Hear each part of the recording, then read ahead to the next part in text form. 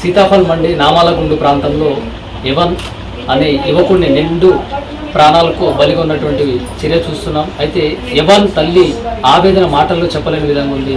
ఓ photo, తన pass ఫోటోను పట్టుకొని తన కొడుకు కళ్ళ ముందర లేకపోవడాన్ని జీర్ణించుకోలేక తన ఆవేదన అయితే మాటల్లో చెప్పలేని విధంగా రోధిస్తున్నటువంటి కన్న తల్లి పేగు ఏ విధంగా రోధిస్తుంది అనేది కూడా మనం అడుగుదాం. అసలు ఏం జరిగింది అనే మాట తన తల్లి ఎవన్ తల్లి మాటల్లో అడిగి తెలుసుకుందాం.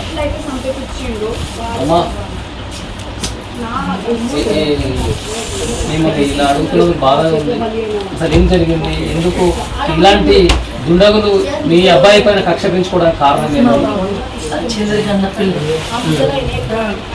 లవ్ చేసుకున్నారంటే 4 సంవత్సరాలు 2 సంవత్సరాలు మాకు వార్నింగ్ ఇచ్చారు. మా బాబుకి ఇచ్చారు, మాకు చెప్పాలి.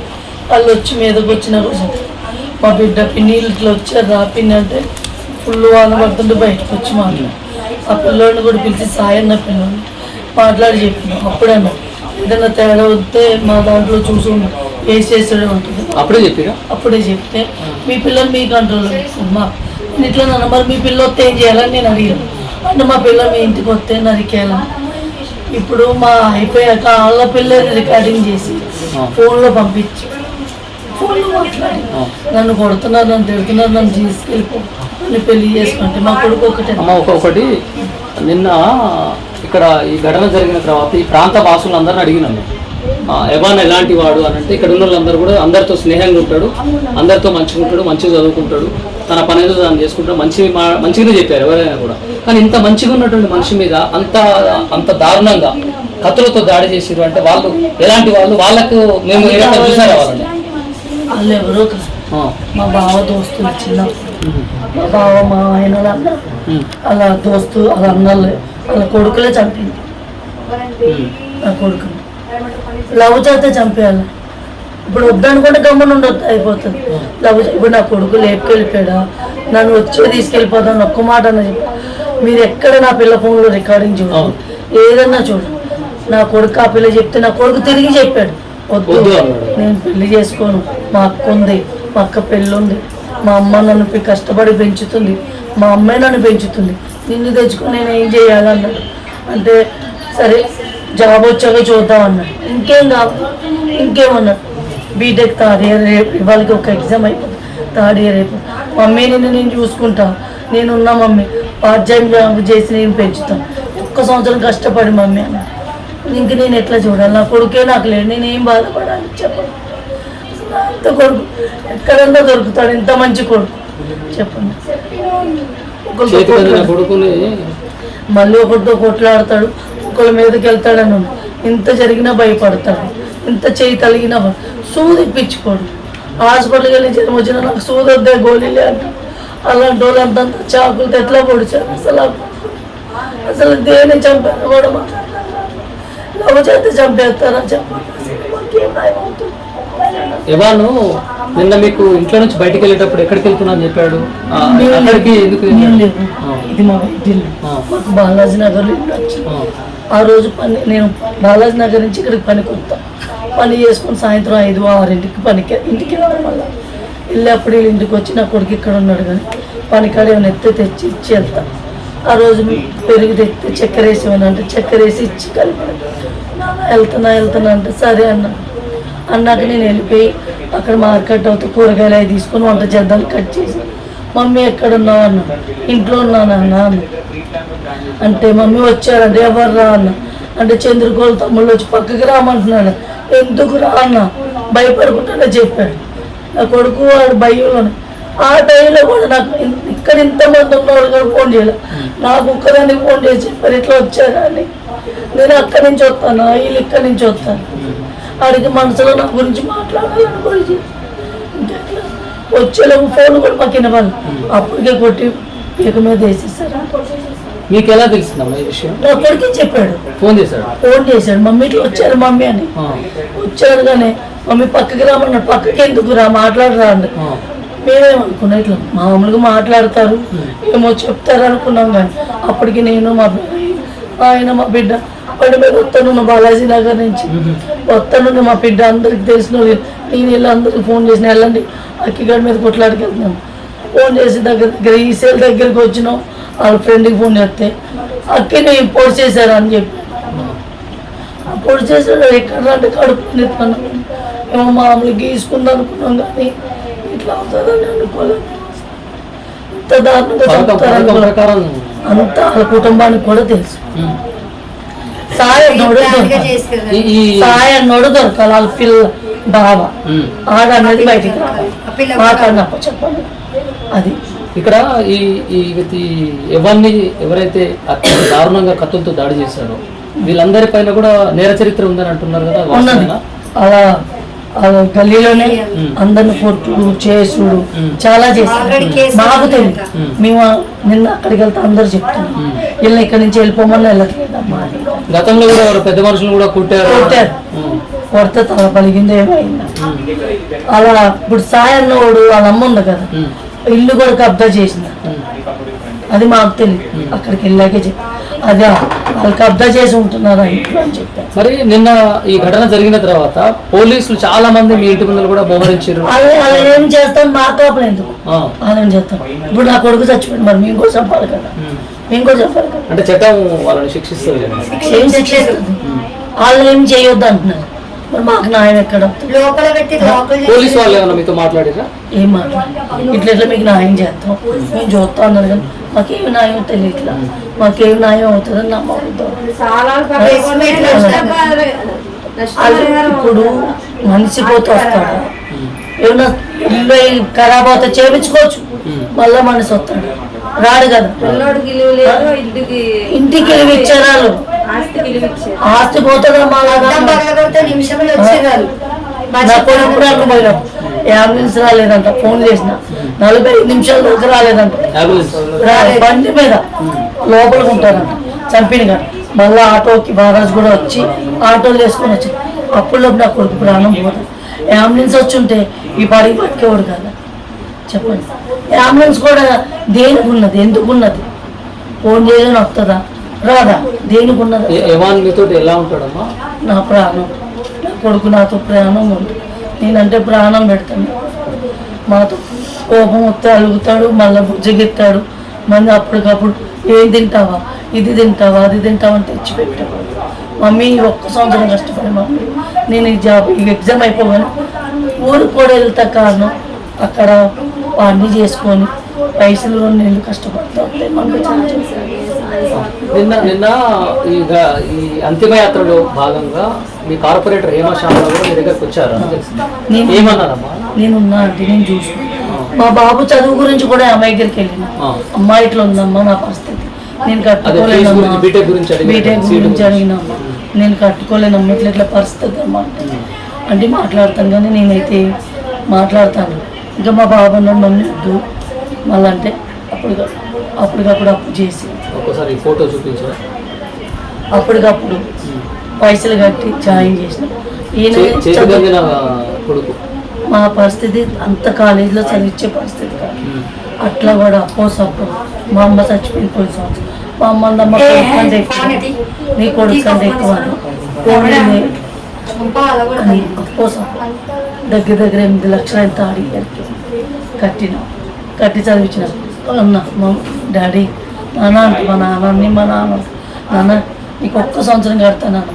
అక్క పెళ్లి చేసిన నీ సంవత్సరం మమ్మీ నువ్వు ఎంత తప్పు చేసి చదివించావో అంత తప్పు నేను కడతాను మమ్మీ, నీకు నేను అన్నీ చేపిస్తాను మమ్మీ, నేను చూసుకుంటాను, నీకు కారు కొంటాను మమ్మీ, నీకు అన్నీ చేస్తాను మమ్మీ, అన్నీ చెప్పాడు. ఈ దుండగులు ఎవరైతే ఉన్నారో ఈ ఘటన జరిగిన తర్వాత స్టేటస్ పెట్టుకున్నారు అన్నది పెట్టాడు. ఆడ ఎంత టైంలో లేకపోతే ఫుల్ బట్టలు పెట్టాడు. ఎట్లా నాకు చదువురా, నాకు ఏమీ తెలియదు, నా కొడుకే నాకు ధైర్యం, నా కొడుకుండే ఏదైనా ఇప్పుడు ఏదున్నా నా కొడుకు వస్తాను, ఎక్కడికి వెళ్ళాలన్నా నా కొడుకు. కాలేజీకి కూడా సార్లు కూడా రే మీ అమ్మ సార్ వాళ్ళు అన్నాడు, రే మీ అమ్మ అంతకాని పని చేసి కష్టపడి ఏం చెప్పాలనుకుంటారు? పోలీస్ శాఖకు మీరు ఏం చెప్పాలనుకుంటారు? అట్లా కత్తులతో దాడి చేసి మీ కొడుకుని లేకుండా భూమి మీద చేసినటువంటి వాళ్ళకి ఎలాంటి శిక్ష పడాలి? వాళ్ళు కూడా చచ్చిపోవాలి, వాళ్ళు కూడా చావాలి. వాళ్ళమ్మ కడుపు కూడా తలవాలి కదా, వాళ్ళమ్మ కడుపు పక్కన తెలియాలి కదా. నేను ఎంత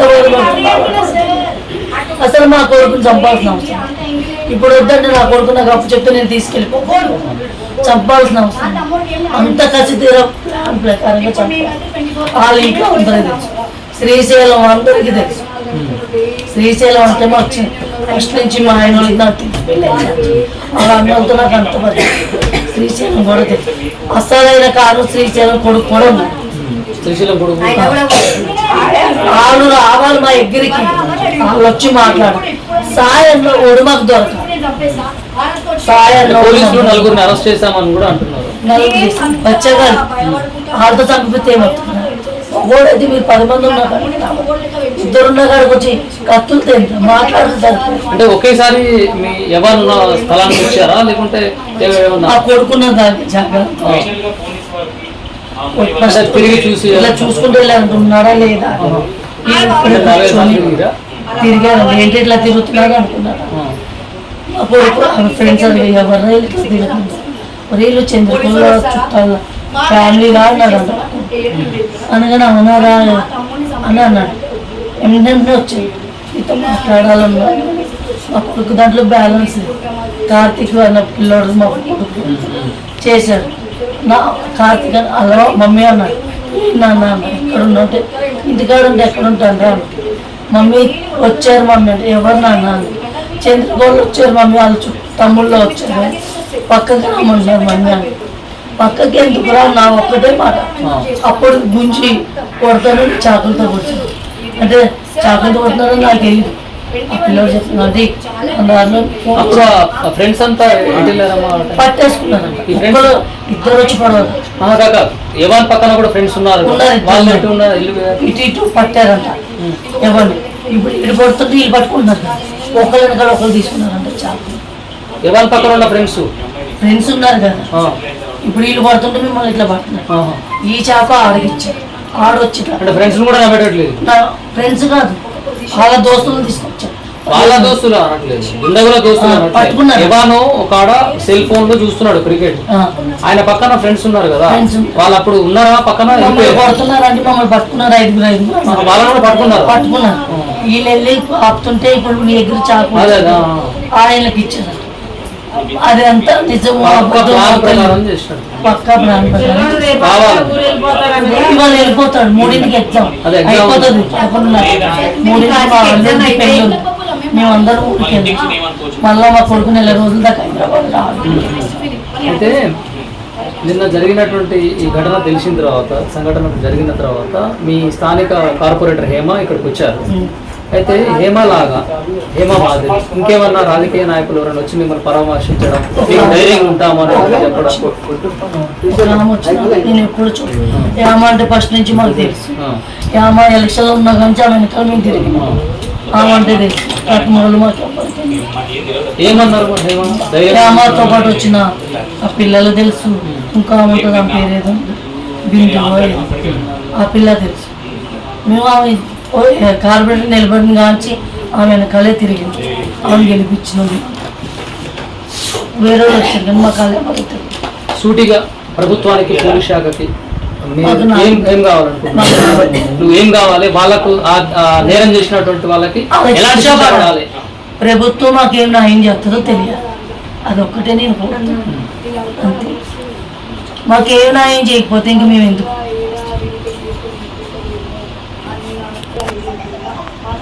మా కొడుకుని ఎవరైతే చంపారో వాళ్ళని కూడా మరణించి చంపేయాలి. ఇదే కోరుతున్నాం. న్యాయస్థానం శిక్ష చేయాలంట. అంతే, వాళ్ళు మాకు అప్పు చెప్పండి. వాళ్ళు చెప్పకపోతే మేము చంపుతాం. మేము జైలు వెళ్ళి కూర్చుంటాం. చట్టం పోలీస్ శాఖ శిక్ష వేస్తుంది, నేరం చేసిన శిక్ష వేస్తుంది. ఇలాంటి నేరాలు ఇంకొకసారి వేరే కుటుంబానికి జరగకుండా ఏ తల్లి కలుపుకోతారో ఆవద్దు. ప్రేమిస్తే చంపుతారు కంటే ఎవరు లవ్ చేసుకోరు, ఎవరు పెళ్ళిళ్ళు చేసుకోరు. ఇంకా లోకం అనేది అంటే ఇట్లా చంపుకుంటే పోతే ఇంకెవరు బతుకుతారు? ఎవరు బతకలేదు. ఇప్పుడు నా కొడుకుని చంపింది, అవును బిడ్డ నేను చంపనా చెప్పండి. మరి నా కడుపు ఆ పిల్లని ఒక మాట అండి, మేము ఒకటి. ఎందుకంటే ఆ పిల్ల నిజాయితీగా అదే కేసు పెట్టు అన్నా కూడా పెట్టలేదు. నిజాయితీగా ఉంది ఆ పిల్ల. ఇట్లా చంపుతున్నారు, ఇట్లా కేసు పెడతాను, సంతకం పెట్టినా నువ్వు ఉట్టు సంతకం పెట్టి పక్కగా జరగాలి. అంటే సంతకం పెట్టి జరిగితే ఏమి రాస్తుండేను, నా కొడుకు భవిష్యత్తు ఏం చేస్తాను. అప్పటికే మేడం నా భవిష్యత్తు ఏమో, మీరు ఏదైనా ఉంటే నాతో మాట్లాడండి. పోలీస్ స్టేషన్ దాకా ఎందుకు? మా అమ్మ ఉంది, మా అక్క పెళ్లి చేయాలి. మా అమ్మని చూసుకోవాలని అన్నాడు. మా కొడుకు ఇట్లా చేస్తాడని ఆ పిల్ల చెప్పింది, మా బాబా మా తమ్ముళ్ళని చంపాలని అమ్మాయి ముందే తెలుసు అయితే. ప్లాన్ వేస్తున్నారని. కానీ మా కొడుకు మాకు ఇట్లా చెప్పడం అంటే కొంచెం మా పాప ఆ టెన్షన్లో ఉన్నామని నా కొడుకు ఇట్లా అని నాకు చెప్ప, లేదా నా కొడుకుని చెప్తే నేను ఇట్లా ఉండదు, నా కొడుకుని వదలకపోతున్నాను. అది కూడా ఇక్కడికి ఎగ్జామ్ అనే పంపించిన, లేకపోతే మీ ఇంట్లోంచి బయటికి రావట్లా. 2 నెలల నుంచి అలా పిల్లల నుంచి నాతో వారం అవుతుంది ఎగ్జామ్. ల్యాప్టాప్ లేదు వాళ్ళ ఫ్రెండ్ దగ్గర, చదువుకుంటే కష్టం అవుతుంది మమ్మీ, రే అప్పు చేసి వద్దు అక్క అప్పు అయింది, నువ్వు అప్పు చేసి మళ్ళీ కొంటే నువ్వు ఎక్కడి నుంచి కడతావు, వద్దు మమ్మీ అని చదువుకుంటాలే, 1 సంవత్సరం ఎట్లన్నా చదువుకుంటానన్నా. సరే మళ్ళీ ల్యాప్టాప్ కావాల్సి వస్తే చూద్దాంలేమో. ఇన్ని 3 సంవత్సరాలు కూడా ల్యాప్టాప్ లేకుండా నేను ఆల్ ఫ్రెండ్స్ అడుక్కొని చదువుకున్నాను. చదువుకున్నాను మళ్ళా 40 రోజులు 10 రోజులు చదవడు నాకు. రేపు ఎగ్జామ్ అనగా వాళ్ళు చదువుతాడు, రేపు ఎగ్జామ్ లేకపోతే పొద్దున మధ్యాహ్నం ఎగ్జామ్ అయితే పొద్దున్న చదివి రాస్తాడు ఎగ్జామ్. అంత బాగా చదువుతాడు నాకు చదువులో.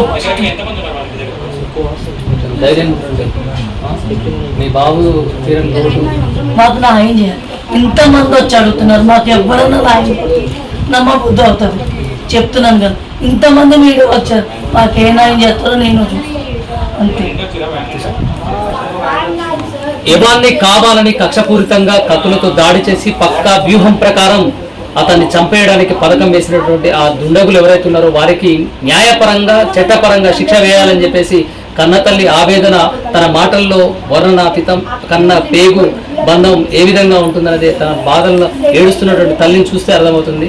పాస్ ఫోటోని తన కొడుకు ఇక్కడ మన మధ్యలో భౌతికంగా మన మధ్యలో లేనప్పటికీ తల్లి ప్రేమని వ్యక్తపరుస్తూ ఒక పాస్ ఫోటోని చేతిలో పట్టుకొని ఏడుస్తూ ఉన్నటువంటి పరిస్థితి. ఇలాంటి సందర్భాల్లో తనని రక్షణ కల్పించాల్సినటువంటి నైతికత పోలీస్ శాఖకు ఉంది.